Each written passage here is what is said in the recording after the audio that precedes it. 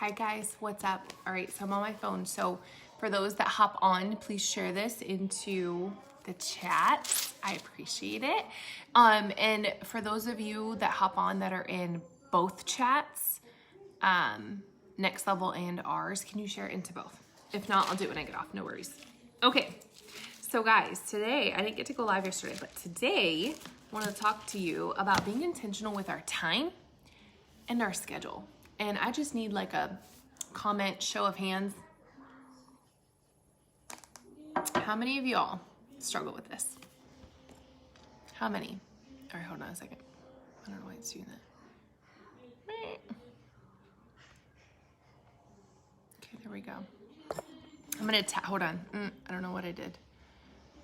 I might have to tag some of you guys. There's like a, I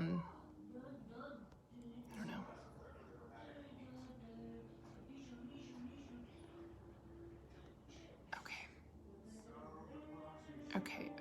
Okay.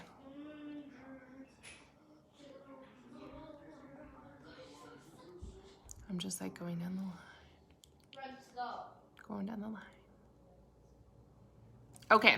All right, guys. So what's up? Okay. So intention with our time. Let's talk about this. So one of the things that I think a lot of people struggle with is that Tristan, absolutely not. So one of the things that I think a lot of people struggle with is, I'm giving him that look. Tristan, time out? You wanna go time out? Okay.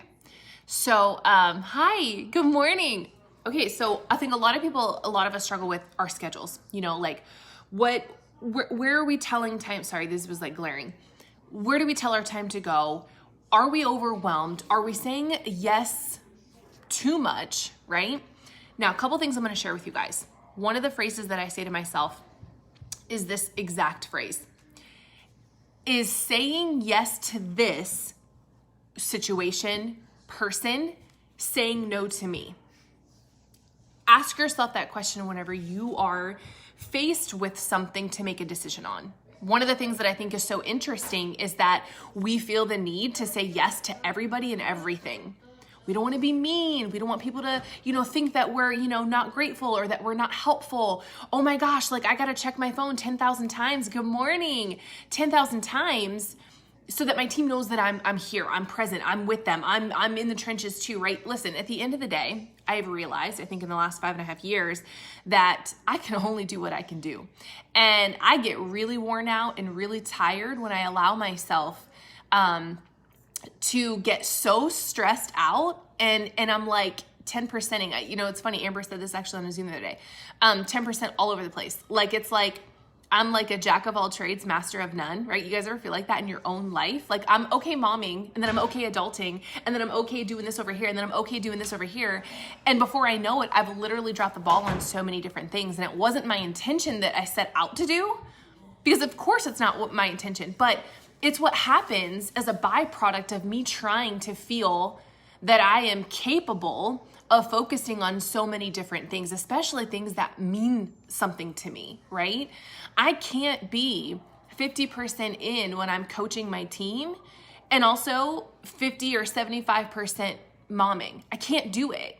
It doesn't mean I'm not a good person. It doesn't mean I'm not a good mom. It doesn't mean I'm not a good leader. It means I am human and I am not capable of that level of expansion, because I feel like that level of expansion is unnecessary. So, I don't know if you guys have gotten this, but Amber, I will save it. Yes, I will post it for you. Amber recommended this devotional book. It has been so incredible over the last couple of weeks. And it actually gives you like prompts in the beginning, kind of like what you're searching for. Like, what are you looking for? What feels heavy for you? And one of the things that I want to read to you guys, and I haven't really dove into this one, but I saw it and I wanted, the topic today was being intentional with time. So I thought, oh, this is really good. And it says, to give your schedule to God. So I thought, how like perfect. So I'm going to go to this, you guys. I'm going to read probably two. But I want you guys to embrace this and to allow this to kind of sit in a little bit. All right. So this page, you guys, it talks about, I'm going to tell you guys a prayer first, because this person, what they do is they kind of list out prayers, like a prayer almost as if we're writing it down in our journal or we're writing it down to God, like what's heavy for us. And so it says, as my creator, you know that I am a planner from start to finish. I plot out not just the hours of each day and the weeks of each month, but the goals of each year. And I have a step-by-step strategy to accomplish it all. On my calendar for this day, I've included set times for family, for friends, and for you, Lord. Times for work and for recreation, just like you said we should. I even have the alarm set on my cell phone so that I will go to bed at a decent hour. I'm thankful you've given me the ability to plan ahead and be organized. It has saved me a lot of time and stress over the years. But I'm also aware that you ask us to walk with you each day, not the other way around. And sometimes that journey involves divine appointments we never imagined or planned. As much as I'd like to think I have this day all figured out, I want most of all to be a good steward of every opportunity you set before me. Though it is hard for me to forego my schedule, remind me to listen to your spirit and do exactly what as you ask, when you ask. This is very interesting to me, you guys, because I think this actually speaks to our level of control. How many times do you guys, and I talked about this the other day when I went live, how many of you guys feel the need to control every outcome or aspect of your life? Whether it's your schedule, whether it's your kids, whether it's the conversations you're having with your spouse, whether it is, everything. Because when we feel that we have the control, we feel like things are gonna go according to our plan. When it's really funny when you think about it, because nothing is ever according to our plan, whether or not we think it is. And so I think it's interesting for us to kind of have that perspective as we move throughout life. But control is a very vicious thing in some situations. So the next page, it says control at the top, and it says, relax and let me lead you through this day. I have everything under control. My control. You tend to peer anxiously into the day that is before you, trying to figure out what to do and when. Meanwhile, the phone or the doorbell rings and you have to reshuffle your plans. All that planning ties you up in knots and distracts you from me. Attentiveness to me is not only for your quiet time, but for all of your time. As you look to me, I show you what to do now and next. Vast quantities of time and energy are wasted in obsessive planning. When you let me direct your steps, you are set free to enjoy me and to find what I have prepared for you this day. So that's so interesting, you guys. I'm going to be very honest with you. I struggle with control. I struggle with relinquishing control. I struggle with believing that my day is not going to be crazy hectic, hot mess express, right? But I think here's the beauty in this. The beauty is that God will give you people, situations, conversations, experiences throughout the day on purpose. But there will also be distractions.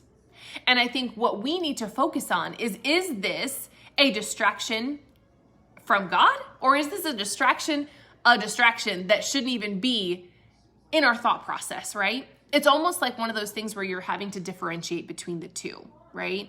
I do find myself throughout the day, I sit down and I'm like, okay, I got everything all laid out, like I'm ready to go. And then all of a sudden a kid wants chicken nuggets. And then I get up and I go do that. And then all of a sudden the doorbell rings because I got an Amazon package. Oh, I was looking for this. I'm going to open it up. And meanwhile, my coffee's sitting here, my work is sitting here, and I haven't sat back down, right? So I'm all over the freaking place. Like I'm just like, like what's happening, right? And then at the end of the night, I lay down and I'm like, okay, I did a whole lot today, but I did a whole lot of nothing today. Like, you ever feel like that? Like where you're like, today was so daggone crazy busy, but like, I don't even feel like accomplished. And that is because you controlled the outcome of your day. And here's the thing, even if we wanted to control our day, we won't do it well. What I said the other day in my live, I said, here's the thing, your business, your schedule, your life is better in God's hands than it is yours. It can fall apart in your hands. It's not gonna fall apart in his. It's actually gonna go exactly as he planned for it. And I think what happens with us is when we get distracted and when we get doing 10,000 things at once, then we do lose sight of what he's got planned for us. It's like, here's God, and he's the line leader. I'm talking in Tristan's term, right, for school. He's the line leader. And all of a sudden, before you know it, by 11 o'clock, he's now the caboose. He's at the end. Sorry, Jesus. Hey, have fun back there. Sorry, I'll get to you another day. Okay. What are we doing? You know? And it's so interesting. Think about it like this. If he is the one you need to get close to get your blessings every single day, why is he not the first thing that you wake up to and the last thing you go to sleep with? At least. If you give him nothing else, you need to give him that. Because there's gratitude to have in the morning and there's gratitude to have at night. Tristan, please put that down. You know? So hopefully that makes sense a little bit. And I hope that this resonates with some of you that have these crazy busy schedules and feel like, I just got to get organized. I just got to, and maybe there's a level of truth to that. But what I want to encourage you to do is that maybe it's not so much about trying to organize the 10,000 things that you decided to take on. Maybe it is kindly declining some of the responsibilities you took on when you didn't have to. How about that, right? Because maybe you said yes to somebody else or something else, and really, you know deep down inside it's saying no to you because it is prolonging your time with him. It's prolonging your time to do self-care. It's prolonging your time doing what you already had planned to do today. How about that, right? We do that. We do that as parents. Is that admirable? No, it's not. I used to think that I'm super mom and I'm just like, I'm doing everything. I have like a grocery pickup list in my head and then I'm doing laundry and then I'm bouncing over here and bouncing over there. Like I can do it all. No, I can't do it all because I'm gonna tell you right now, 3 days of that and I'm spent. Like I'm all the way tapped out. Like fill me up because I have nothing else to give, right? That is not long obedience, you guys. That is not long obedience. That is you trying to do it all and you can't do it all. So you're going to run out of gas a whole lot sooner than somebody else who's looking to him to lead their life versus them having to worry about doing it. I'm not saying you have to relinquish all of your responsibilities. What I'm saying is stop being so focused on being an exact perfect planner and trying to manipulate the outcomes of all the things you've got going on because you're never going to be able to control that, right? You're never going to. And if you schedule anything and anything goes into your planner, you better believe that you need to schedule in time with him. If that's what it takes to get time with him, then start scheduling it in. If that's not the first thing that comes to your head when you wake up in the morning, it needs to be. And if it's not, put it in a planner. I have this belief where if it's not wrote down in my planner, it's not going to happen. I kid you not. I have date nights written down. Now they're like subconscious, it just happens. But I literally had to set myself down and I had to say, look, I am prioritizing things that aren't impacting my life in a way that I need to. Yet I'm allowing them to take first priority in my life. How unfair to me, to Jesus, to my kids, to my husband is that? It's unfair. So I had to flip the script and I had to say, you know what? This is a non-negotiable. This is a non-negotiable. This is non-negotiable. Okay, now what's left? Right? Oh, practice? Okay. Oh, what's left? Oh, I got to do so-and-so and take you to an appointment? Okay. Oh, we got to do this and take the dog over here? Right? Does this make sense? I've got my non-negotiables. Don't get it twisted. I still have my non-negotiables that I get done every single day, no matter what, right? And that's why I think having a system to work this business is so important that it's simple. Simple. Nobody wants to be in front of their phone 10,000 hours in a day. Nobody has time for that, right? I don't want to be, in my house still at 2 p.m. cleaning before I even got out the house to run the errands. I don't want to do that, right? So I want you guys to take heart of this, learn how to relinquish the control and give the control to him, because I promise you in his hands, your life will flourish, and yours, it could fall apart. And I think many of you have experienced that, and I'm not saying that we're not capable of leading our own lives. We are, right? We still have to make those decisions every single day, but he already knows what we're going to do. But I think if we listen more and we hear his word more and we try to get closer to him more, even if it's just telling him, thank you, Jesus, for everything you've given me today. Thank you so much for allowing me the opportunity to have another day. Because you know what? Not everyone gets that chance, right? Thank you for allowing me the blessings that I know you're already going to bestow upon me. This is what I say in the morning, right? I don't know what he has planned for me. I don't know, right? But I know that I'm grateful for it. No matter what it is, even if it's adversity or it's success, I will endure it and I will come out okay, right? So I think that we need to kind of think about that, relinquish control, allow him to take the front seat of your business, of your marriage, of your life, of your kids, everything, you guys, everything, and stop acting like you can be Superwoman. You don't need to be. You don't need to be. And it's crazy to think that I would say that it's not admirable, but what I mean is it's not admirable in a way that, so being Supermom, you're happy about stressing yourself out to the max. That's not admirable. That's a self-neglect like I've never seen before. And some of you, I think, are at that level. Some of you I've talked to are like, literally, I don't even remember sleeping. Literally, I don't even remember eating. And I'm thinking, what? What are we doing, right? So here's the thing. If you got to start scheduling in time for him, you schedule in time for him. Morning, night, throughout the day, in a car ride, in the shower. I don't care when, because here's the thing, it doesn't matter. All that matters is that you do it. Because none of this is possible without him. And if you want to get through easier and you want to know what direction he's trying to tell you next, then you got to listen. Sometimes it's just not always about talking. And sometimes it's just listening in silence, you guys.